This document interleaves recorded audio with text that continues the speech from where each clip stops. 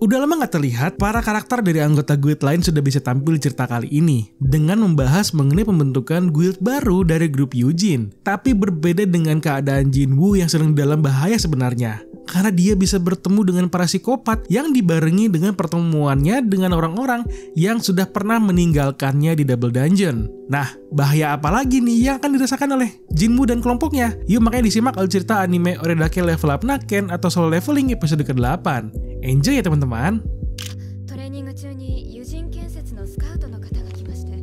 Jinwoo yang sudah keluar dari dungeon spesialnya adalah langsung menjenguk ibunya sambil berpikir mengenai Elixir of Life. Dia yang sudah mendapatkan formulanya ada berpikir keras dengan langkahnya. Untuk membuat elixirnya terlihat dibutuhkan 3 bahan. Namun, bahan yang bisa digunakan untuk membuat elixirnya berada di tower itu. Tapi dia tahu kalau dia itu masih belum cukup kuat.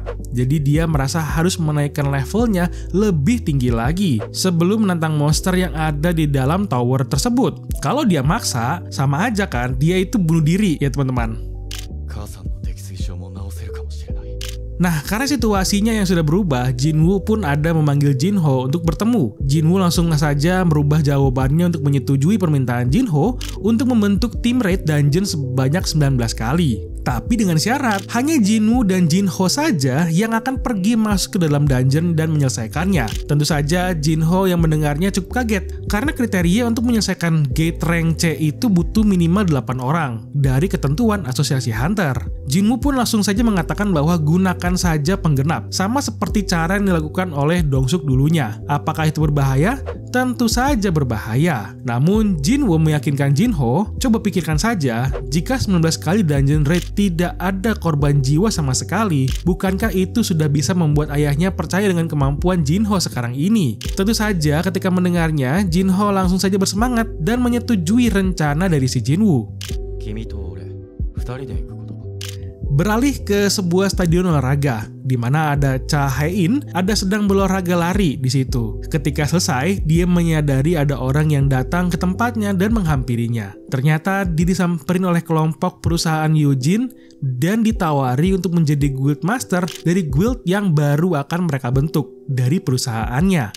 Karena ternyata ayah Jinho yang sedang berada di dalam mobil ada menjelaskan mengenai alur yang terjadi setelah belasan tahun sejak Gate muncul. Dunia yang sudah berubah secara cepat dari infrastruktur, ekonomi, sampai politik pun berubah drastis. Dan yang merubah itu adalah kehadiran dungeon dengan berbagai sumber daya yang ada di dalamnya.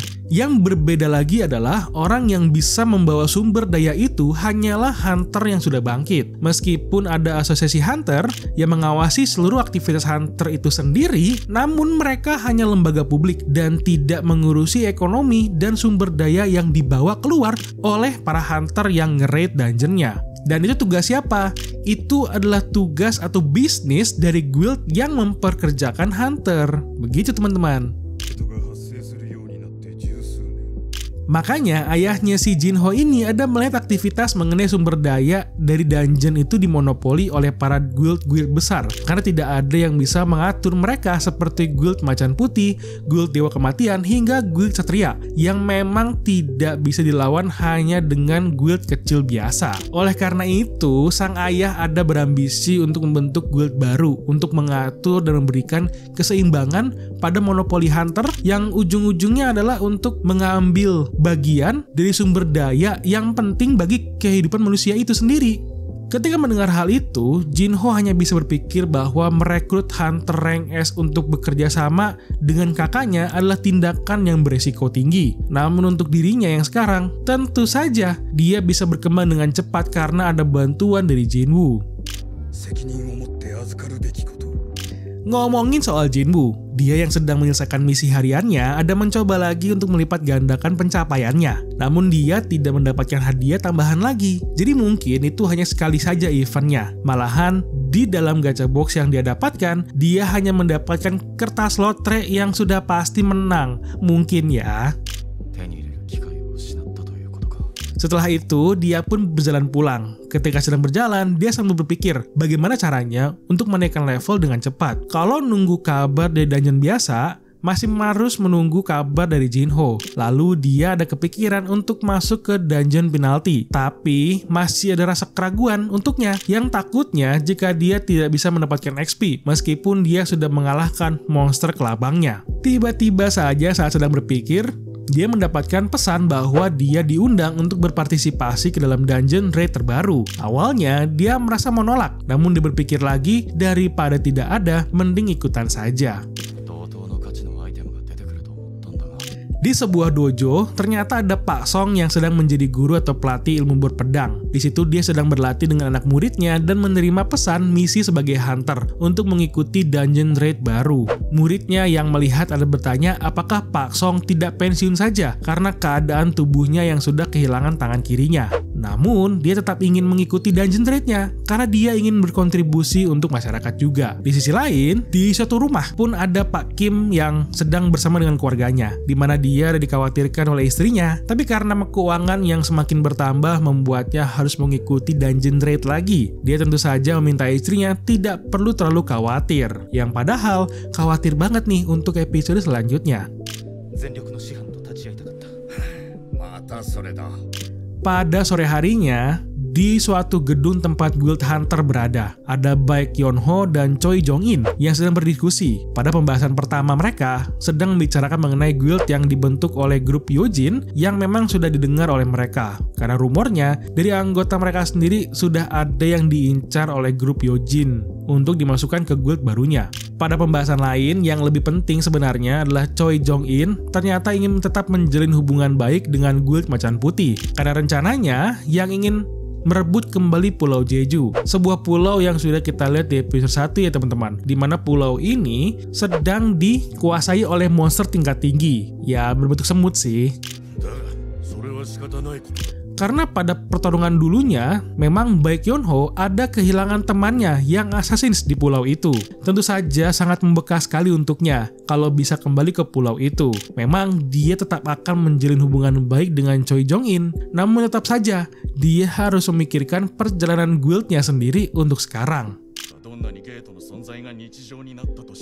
Di suatu tempat tersembunyi di ruang bawah tanah, ada lorong mencurigakan yang berisikan seorang bapak-bapak yang sedang melakukan negosiasi untuk membuat permintaan dalam membunuh orang. Siapa ya yang akan dibunuh kali ini? Nah, itu masuk ke keesokan harinya. Jinwoo pagi-pagi sudah berangkat untuk menuju tugasnya sebagai hunter. Jinah yang melihatnya ada langsung menanyakan mengenai mana barang-barang yang dia bawa untuk masuk ke dalam dungeon. Dan Jinwoo menjawab bahwa dia tidak perlu bawa apa-apa. Jinah ngelihatnya Jinwoo udah kayak berangkat belanja aja karena cuman bawa badan doang sama jaket. Dalam perjalanan, Pak Song yang sedang menuju dungeon ada bertemu dengan Jinwoo, di mana mereka berdua cukup kaget karena sudah bisa bertemu kembali setelah kejadian yang cukup traumatik sebelumnya. Jinwoo ada merasa kasihan ke Pak Song karena tangannya sudah hilang. Namun, Pak Song tetap semangat untuk bekerja sebagai hunter dan bilang ke Jinwoo untuk tidak terlalu memikirkannya.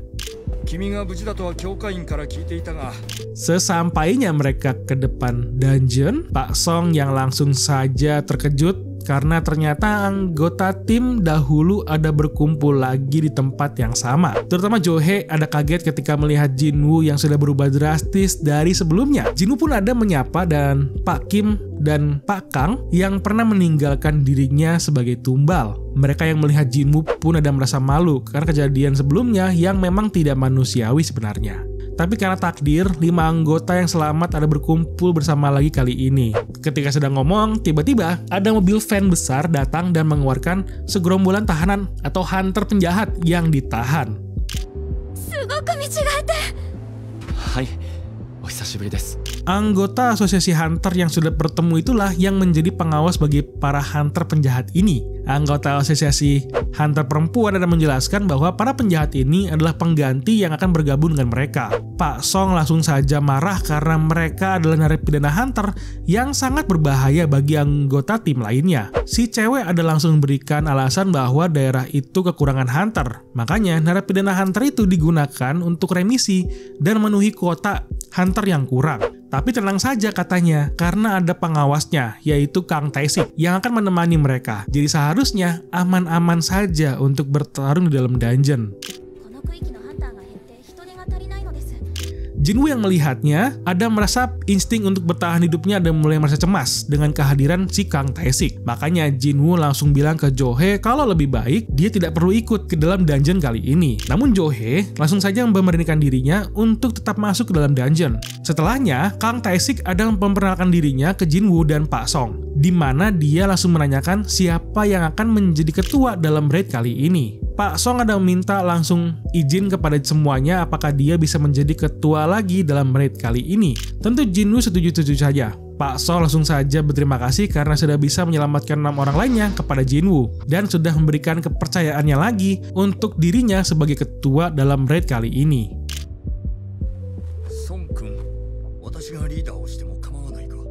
Dia juga ada menanyakan ke anggota yang lainnya yang langsung saja disetujui oleh Pak Kim yang bilang terserah saja, terutama ya Pak Kim itu ya. Tapi ada nih yang harus diperhatikan adalah Kang Tae-sik yang langsung saja melihat ke arah Jinwoo dengan tatapan aneh. Baru deh dimulailah dungeon raid bersama para psikopat yang bisa menyerang mereka kapan saja ya teman-teman. Inilah permulaan bahaya yang akan dirasakan atau dialami oleh kelompok Jinwoo kali ini. Semoga tidak terjadi apa-apa ya teman-teman. Oke, itu aja untuk kalau cerita Oredake Level Up Nakken atau Solo Leveling episode ke-8. Terima kasih teman-teman yang sudah menonton. Jika suka dengan video ini silahkan di subscribe dan di like videonya. Mari bertemu kembali di video lainnya. Bye-bye.